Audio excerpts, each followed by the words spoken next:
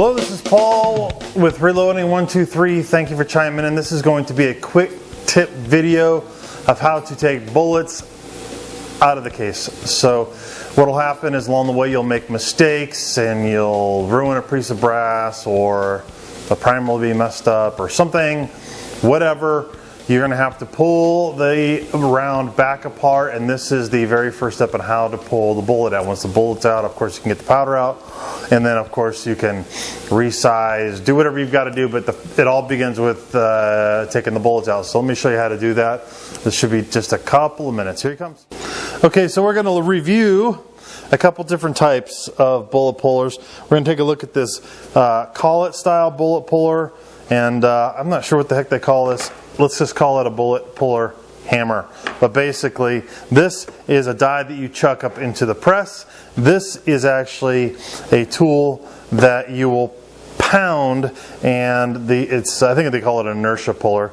And basically what happens is this will be chucked up inside this, and then you're going to pound this onto the table, and this is going to pull, that inertia is going to pull this bullet out.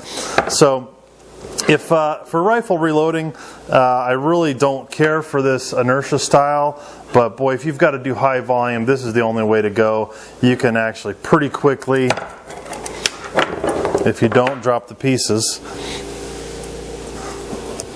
and usually they'll have 2 or 3 sizes of these little collet type things.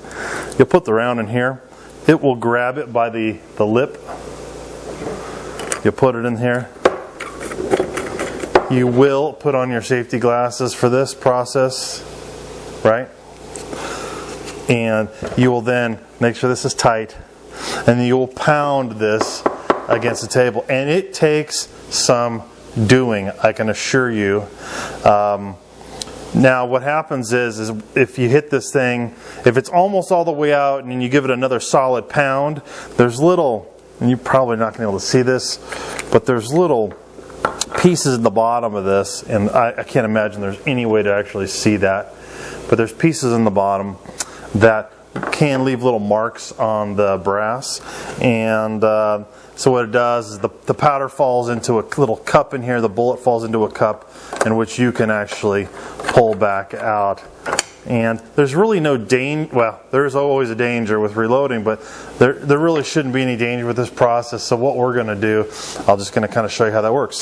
And it is, trust me, normally I would do this on the cement, so I'm just going to try to do this so you can actually see what's happening. And you can see this thing has been well loved, and I don't even think Midway makes this anymore, but here you go. Oops, so you can see the dents I'm leaving in my board here. I'm going to hit it off screen real quick. Okay, so tap tap, the bullet came out. I've got the brass with the live primer still, of course, intact. Nothing crazy happened. And then what you'll do is you'll pour this out, and there's your powder and bullets. The last couple of taps, I tapped pretty easy. This particular bullet already had a flattened tip, that's why I pulled it out. Everything else looks pretty good. No real marks on it. Everything looks just fine. Let me show you how that happens on the press. Alright, so what I'm going to do is I'm going to show you the RCBS 9440 bullet puller with collet, and of course the sun's just managed to blast in. What I've done is I've already inserted the collet into the press. This is a pretty simple process. Basically it's a collet like this. It's caliber specific, so if you've got a 20 caliber you've got to reload, you need to get a new one of these for each caliber that you want to unload, rather. You're going to put the shell, this happens to be for 270, and you're going to mount it so it has just a little bit of space left over.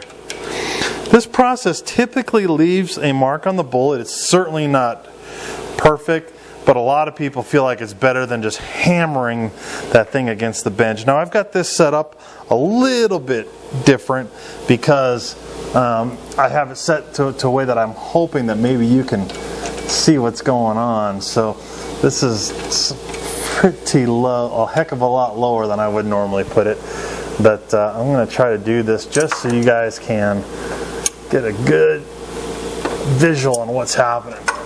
Okay, so what you do is actually raise the ram and that collet then grabs the bullet. Now what I like to do is I like to put a little bit of pressure on the top of this, so it keeps that collet open, and then you're going to basically put the bullet inside, okay? Then you're going to kind of basically tighten this. Okay, oops, gotta tighten it. There we go. And then once you tighten it, goodness, a little too loose. There you go. Once you tighten it, it's going to bite the bullet, and then you have to pop the handle. So what you're going to do is you're going to, and of course you're going to be using your glasses, and pop the handle. And as you can see, it didn't come down. So you're going to loosen this. Now I'm trying to, what you want to do is you really want to try to get a system for this, because you really want to have it leave as little mark on the bullet as possible. Let's try it again. There we go. So with the proper grip and whatnot, you actually get unload your case. You can save or dump your powder, whichever you want to do. And of course you loosen the top of this and the bullet comes out. In this case, not so easily. So probably gripped it a little bit too hard, but what you're going to see there is ever so slight marks. And if you do this right, you know, those marks won't, they'll just be slightly visual disturbances, nothing crazy. And you're going to get kind of a system down to where you kind of watch it go in. Actually, what I like to do is I kind of like to hold this.